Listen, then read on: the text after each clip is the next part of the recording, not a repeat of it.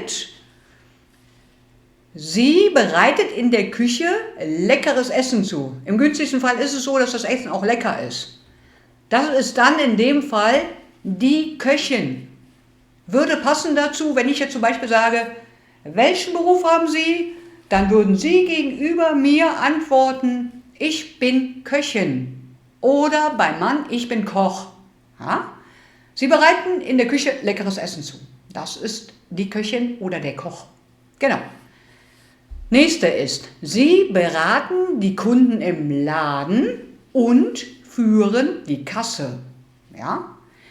Das wäre dann, welchen Beruf hat man denn gelernt? Dann hat man Verkäufer oder Verkäuferin gelernt. Je nachdem, ob man Mann oder Frau ist. Verkäufer oder Verkäuferin. Die beraten die Kunden, wie toll zum Beispiel so ein Handy funktioniert, deren Funktionen und ob es auch bedarfsgerecht ist für den jeweiligen Käufer, der das Gerät kaufen möchte. Ja, das ist ein Verkäufer, der verkauft Sachen. Genau. Oder Dinge. Genau. Dann, das nächste ist, sie entwirft die neueste Mode. Aha, das ist natürlich ein sehr kreativer Beruf, gefällt uns Frauen natürlich, ja, manche Männer auch. Uns Frauen gefällt dieser Beruf natürlich sehr. In letzter Zeit natürlich auch den Männern, weil es wirklich ein sehr kreativer Beruf ist und auch wirklich auf beide Geschlechter passt. Sie entwirft die neueste Mode, ist eine Modedesignerin. Aha, das ist gut. Eine Modedesignerin entwirft wunderschöne Sachen, im günstigsten Fall wirklich sehr, sehr schöne Sachen. Sie entwirft die erstmal, ja, kreiert da Farben, Muster drauf, entwirft den Schnitt und so weiter. Genau. Um das dann hinterher von dem Verkäufer, den wir zuvor haben, verkaufen zu lassen. Wenn die Modedesignerin richtig gut ist, kann sie auch die Mode selber verkaufen.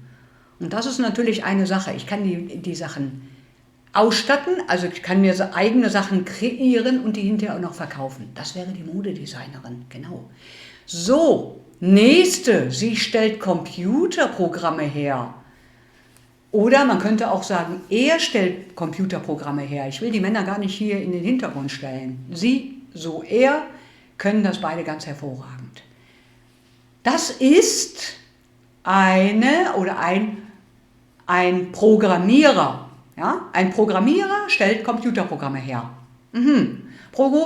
Computerprogramme braucht man, um sie an dem PC zu benutzen. Ja? Hier bei YouTube braucht man zum Beispiel Videoschnittprogramme. Das ist zum Beispiel ganz toll, damit man diese Videos zusammenschneiden kann, wenn man sich dann meinetwegen auch mal vertan hat im Gespräch oder wenn man einzelne Programmteile zusammenschneiden möchte, dafür brauche ich ein Computerprogramm. Genau. Zuvor muss sich jemand hinsetzen, dieses Programm schreiben und auch herstellen. Ich sage es mal ganz primitiv. Herstellen ist gleich Programmieren, damit das Programm auch auf jedem Programm hier läuft. Also auf Windows und auf Apple und auf Mac und weiß ich auch nicht, wo das überall drauf laufen muss.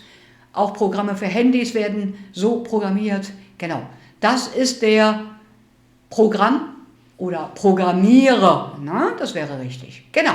So, nächstes haben wir natürlich auch in Deutschland. Der eine besser, der andere schlechter. Will ich aber gar nicht weiter darauf eingehen. Wisst ihr selber ganz gut, was da oben los ist.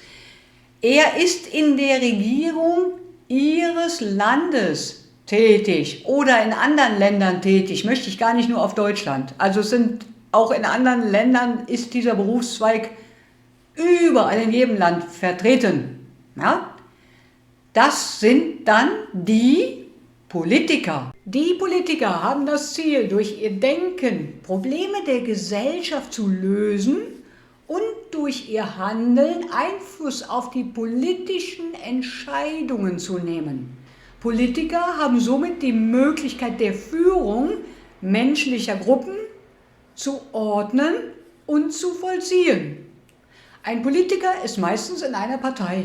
Sie notiert alles, was der Chef ihr diktiert. Sie muss alles aufschreiben, ist jetzt nicht ganz, doch, sie muss alles aufschreiben, was der Chef ihr diktiert.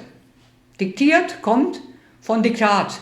Sie muss also das Diktat, was der Chef ihr diktiert, aufschreiben. Genau.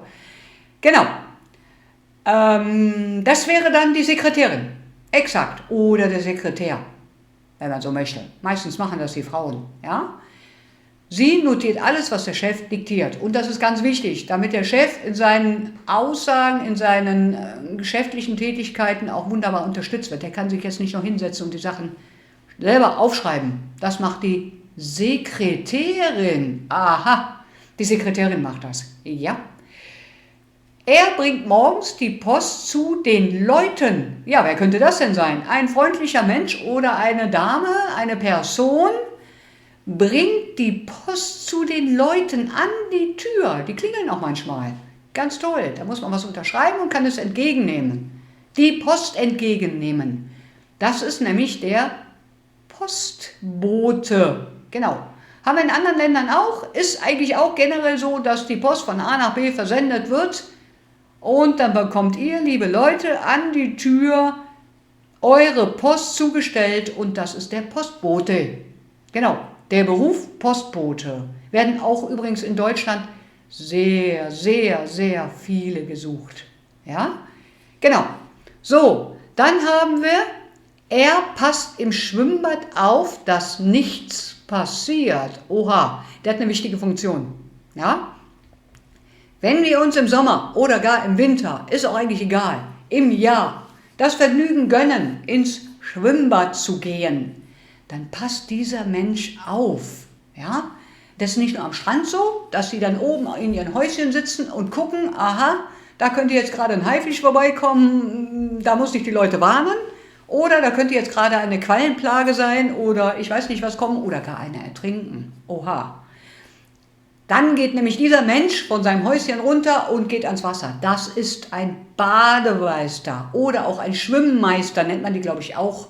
Ein Bademeister ist das. Der passt auf, dass nichts passiert, dass ihr nicht ertrinkt. Dass ihr nicht ertrinkt, kleine Kinder ertrinken, dass irgendwas von der Natur gerade gesendet wird, wie große Wellen oder meinetwegen auch ein Priel unten im Wasser ist, der einen ansaugt oder sonst irgendetwas. Alles, was sie sehen können auf dem Wasser, wird den Leuten mitgeteilt. Hey, hallo, da ist Gefahr. Das ist ein Bademeister, der passt auf. Oder wenn man sich verletzt hat, dann geht man auch dahin und sagt, ich habe mich verletzt, habt ihr ein Pflaster da? Das ist dann der erste Vorbote zu dem Sanitäter, den die wahrscheinlich dann auch noch da haben. Das ist der Bademeister. Genau. So, jetzt haben wir eine ganz wichtige Funktion. Sie behandelt die Zähne der Patienten. Eure Zähne, alles was ihr da drin habt, wunderbar, da guckt die nach. Ich glaube zu wissen, ich bin keine Zahnärztin, von daher muss ich das sagen. Aber ich habe den Zahnarzt auch in meinem Leben jetzt nicht ganz so oft gesehen. Ich gehe zwar jedes Jahr zum Zahnarzt, aber er hat mir nicht so wehgetan wie bei anderen Leuten. So, ich habe das Glück, dass ich gute Zähne habe. Die behandeln auch das Zahnfleisch und helfen einem im Allgemeinen auch, wenn jetzt zum Beispiel noch Zähne im Zahnfleisch sitzen oder behandeln eure Zähne. Das ist ein Zahnarzt oder eine Zahnärztin, wenn es denn eine Frau ist. Ein Zahnarzt oder eine Zahnärztin behandeln eure Zähne. Genau, das ist ein sehr schwerer Beruf und ein sehr, sehr guter Beruf, wie ich finde, weil nichts tut mehr weh als ein Zahn. Genau. Jetzt, das machen viele Männer. Ich glaube, das machen die Frauen etwas seltener, glaube ich zu wissen. Ich weiß es gar nicht ganz genau. Er repariert Autos. Sie auch, habe ich gehört. Manche Frauen mögen das wohl auch. Ja, was ist das? Das ist ein Automechaniker oder eine Automechanikerin. Ne? Wir Frauen machen ja mittlerweile auch Berufe, die es im Männerzweig auch gibt. Oder in den Berufszweigen, die Männer meistens ausführen. Männerzweig gibt es, glaube ich, gar nicht das Wort. Genau. Er repariert Autos. Automechaniker ist das. So, jetzt haben wir wieder einen Beruf, den viele, viele Frauen, aber auch einige Männer machen. Sie bedient im Restaurant die Gäste. Ja, der Koch oder meinetwegen auch der Besitzer von dem Restaurant kann ja auch nicht alles machen. Reicht schon, wenn der da seine finanziellen Sachen macht und der Koch dann in der Küche das Essen zubereitet. Dann bedient sie die Gäste im Restaurant. Sie bringt das Essen raus, ja.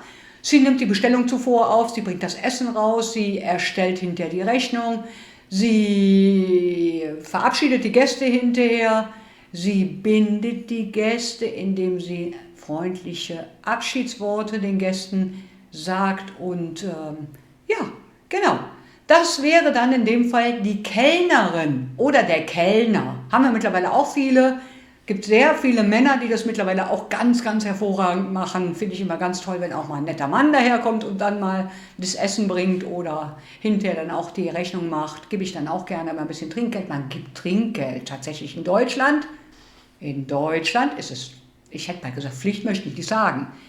Es gehört zum guten Ton, dass man etwas Trinkgeld gibt für den Kellner. Ja, das ist der Berufszweig, Kellner. Genau. Dann, sie kümmert sich um den Garten. Sie oder er kümmert sich um den Garten. Genau. Das ist, wenn man viel mit Pflanzen zu tun hat, viel den Boden säubert, außen. Alles, was am Haus außen zu tun ist oder in Parks, gibt es ja auch große Parks, da kümmern sich die Leute drum, ob das nun Mann ist oder Frau. Der Gärtner kümmert sich darum, das ist ganz wichtig. Der Gärtner ist jemand, der sich um die Außenpflege in Gärten oder in Parks kümmert. Aha, alles was außen am Haus ist, wird gesäubert, wird zurechtgestutzt, die Bäume werden schön rund geschnitten, damit das Ganze auch ansehnlich aussieht. Der Rasen wird gemäht, hat auch ein bisschen was mit Pflege des Gartens zu tun. Genau, das ist der Gärtner.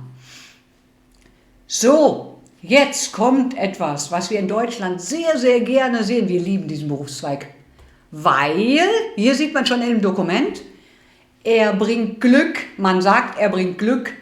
Das ist der Schornsteinfeger. Aha, er säubert den Schornstein und bringt Glück.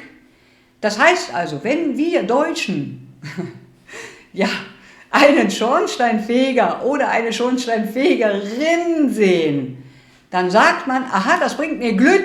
Am besten lässt man sich noch eben von dem Schornsteinfeger mal kurz auf die Schulter tippen, weil der dann ein bisschen Dreck auf der Kleidung hinterlässt. Ja, das hat dann den Anschein, er hat uns ein bisschen Glück dagelassen. Meine lieben Freunde, das ist tatsächlich so. Die Leute glauben an sowas. Ist ein bisschen abergläubig so etwas, aber wir glauben an sowas. Und ganz ehrlich, ja, wie möchte ich sagen, der eine Mensch hat mehr Glück und der andere hat weniger Glück, aber ich möchte bald behaupten, kurz danach hat man dann auch ein bisschen Glück. Lasst euch mal von einem Schornsteinfeger berühren, ja? Wir haben jede Menge in Deutschland. Dadurch, dass wir immer noch Kamine und Schornsteine haben, haben wir viele Schornsteinfeger. Ja? Dann haben wir, er fertigt Zeichnungen gemäß Skizzen eines Architekten an. Kann man hier lesen, ne? Architekt ist übrigens ein extra Beruf. Ja? Architekten sind zuständig, wie man das sehen kann, für die beratende, gestaltende und technische und wirtschaftliche Planung eines Gebäudes oder mehrere Bauwerken. Ja, dafür sind sie zuständig, dass sie unterstützen. Zu dem technischen Zeichner suchen wir hier. Ja? Der fertigt nämlich die Zeichnungen gemäß den Skizzen eines Architekten an. So, nächste. Sie bringt ihren Schülern alles bei, was sie weiß und was die Schüler wissen müssen. Wenn jemand etwas an Wissen preiszugeben hat oder darzugeben hat, wie ich jetzt zum Beispiel hier in dem Fall, nicht nur in YouTube, sondern auch an Schulen. Ne? Da gibt es dann Leute, die sind ausgebildet in einer speziellen Einheit, wie zum Beispiel der deutschen Sprache oder anderen Bereichen. Manche können Mathe gut, manche können Physik gut, Chemie gut, ich weiß nicht, ein Instrument ganz hervorragend spielen, Sportarten machen, selbst da gibt es Lehrer für, ne? Das sind dann die Trainer. Es gibt so und so viele Bereiche, wo im Prinzip ein Mensch vorne steht, der dann sagt, pass auf, lieber Schüler, du musst das so und so machen. Und wenn du das so und so machst, ist das falsch, also mach es besser so und so. Weil ich habe die Erfahrung, dass das so und so am besten funktioniert. Ist jetzt ein bisschen viel so und so, aber ich denke, ihr versteht, was ich sagen möchte. Das ist ein Mensch, der vorne steht und sagt, wie man etwas macht. Ja?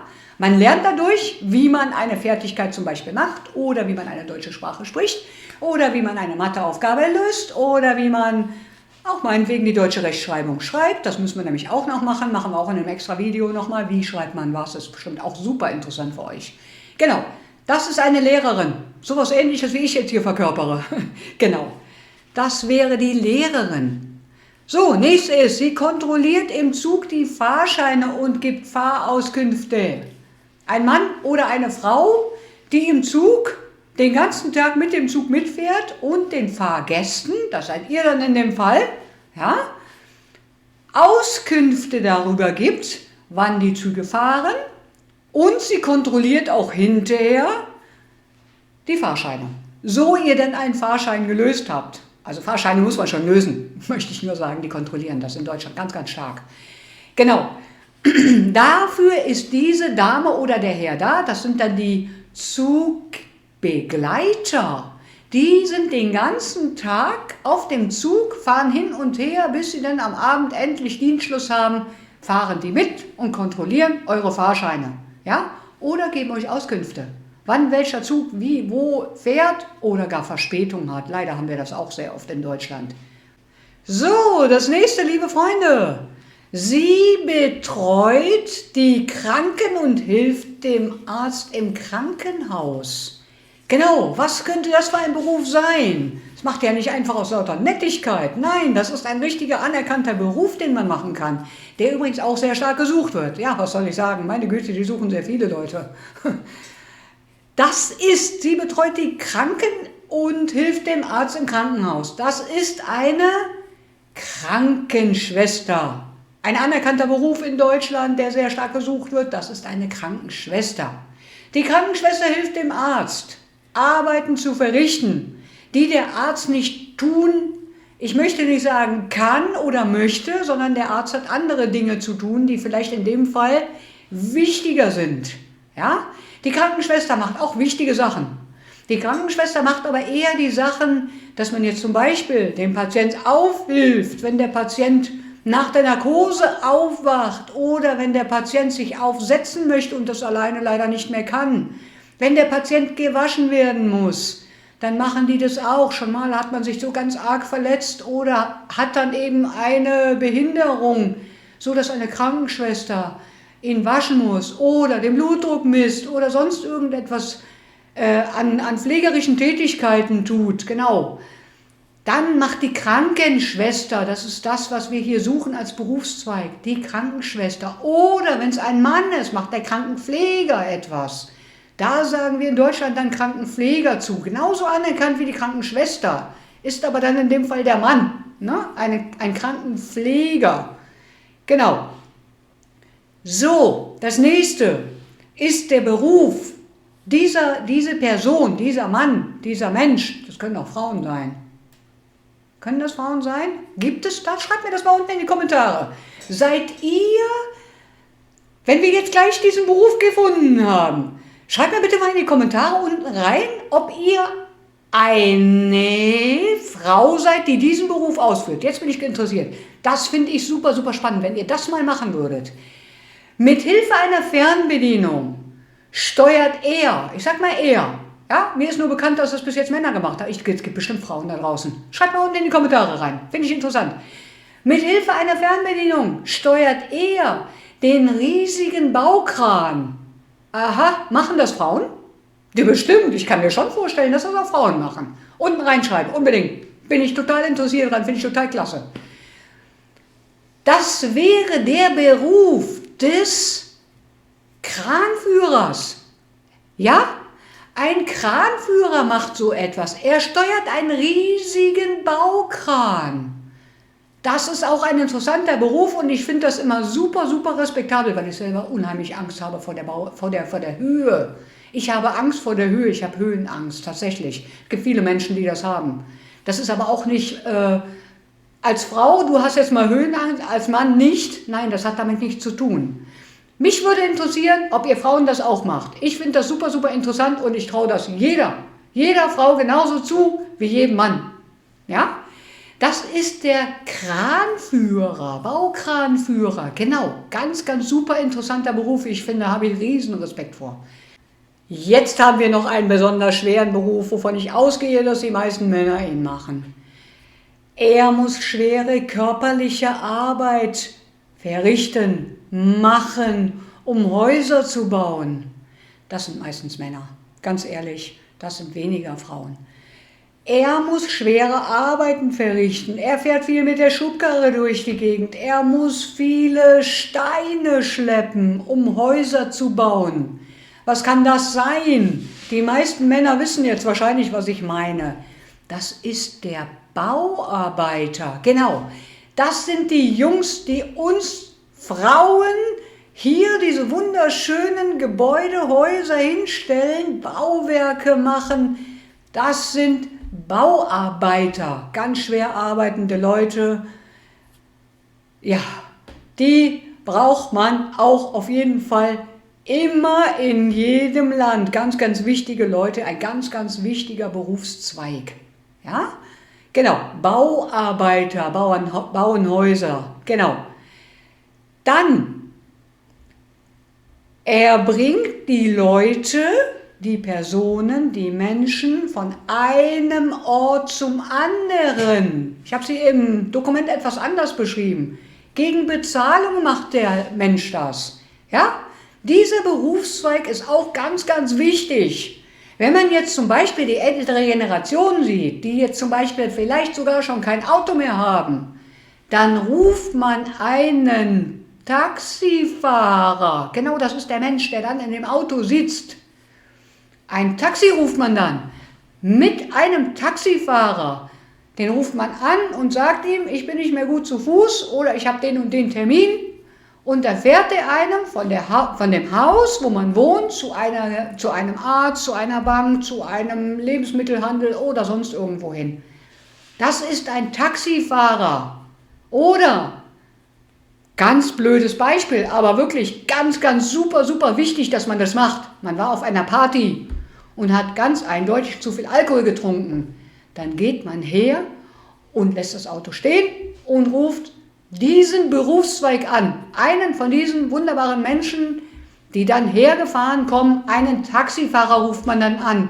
Ja? Damit er einen sicher wieder nach Hause fährt. Das Auto kann man am nächsten Tag holen und auch gerne wieder mit dem Taxi dahin. So. Ein Taxifahrer ruft man dafür an. Das ist ein ganz, ganz wichtiger Beruf, den wir auch in Deutschland haben, den man auch viel, viel öfter nutzen sollte, damit man sich von der Polizei nicht erwischen lässt. Wenn man dann, weiß ich nicht, 1, 2, 3, 4 Bier zu viel getrunken hat, da sollte man einen Taxifahrer für rufen. Ja, das war der letzte Beruf, den wir heute haben hier. Freunde, wir haben ganz viele Berufe. Ihr habt bestimmt sicherlich einen von den Berufen auch selber schon gelernt, ausgeführt. Oder auch in Deutschland ist der für euch verfügbar, der wird gesucht. Das ist nämlich ganz, ganz schwer in Deutschland, gerade mit den Berufen, die werden sehr doll gesucht. Deswegen sollte man sich da auch ein bisschen reinarbeiten. Ich kann auch gerne mal, könnt ihr mir auch wieder unten in die Kommentare sehr gerne reinschreiben, was für Gegenstände braucht man zum Beispiel, ja? Wenn man jetzt in Deutschland Koch ist, Klempner ist, irgendetwas von den Berufen, die wir gerade besprochen haben, wenn man da zum Beispiel Gegenstände, spezielle Gegenstände, die könnte ich euch auch in einem Video zusammenfassen. Die könnte ich euch dann auch aufführen, ihr könnt die sehen, ich könnte euch die aussprechen, damit ihr die auch in muttersprachlich Deutsch mal hört. Ja, wäre auch eine Idee für ein Zukunftsvideo. Schreibt mir das mal unten in die Kommentare rein. Würde mich ebenfalls genauso interessieren, ob es Frauen in dem Beruf Baukranführer gibt. Das würde mich auch super interessieren, ob ihr Baukranführerinnen seid. Ich habe bestimmt ganz viele, ich kann es sehen in den Auswertungen, ich habe ganz viele weibliche Zuschauer hier, Freunde und Freundinnen. Ihr müsst mal sehen, dass ihr mir das hier unten reinschreibt. Dann finde ich das nämlich wirklich mal super, super interessant. Sehr gut. So, ihr habt zwischen Weihnachten und Neujahr viel, viel Zeit zu lernen. Besucht die Plattform YouTube. Guckt euch die Videos an, lernt, lernt, lernt, lernt. Jetzt ist die Zeit, wo es draußen ein schreckliches Wetter ist. Es ist kalt in Deutschland sowieso. In Deutschland ist, glaube ich, ziemlich kalt. Hier in Spanien geht es etwas besser. Jetzt ist die Zeit zum Lernen. Ich habe noch viele, viele andere interessante Videos auf meinem Kanal. Schaut euch die an, hier könnt ihr sehr viel lernen. Ja? Wir haben danach noch ein neues Video, was ich gemacht habe, was ich auch in Planung habe, was für euch wahrscheinlich auch super, super interessant ist. Gerade die jetzt schon etwas besser Deutsch sprechen, weil sie die ganze Zeit schon meinem Kanal folgen, sich die Videos ansehen. Satzverständnis habe ich geplant am 23.12. Ist interessant, wie wir Deutschen sprechen. Das ist wirklich interessant und was ihr dann daraus hört. Ja? Ich wünsche euch, ihr Lieben, ich wünsche euch eine wunderschöne Woche. Es hat mir mal wieder ultra super viel Spaß gemacht, mit euch zu sprechen und euch diese Videos hier zu vermitteln. Ihr seid die allerbesten. Eine schöne Woche wünsche ich euch, ihr Lieben. Macht's gut.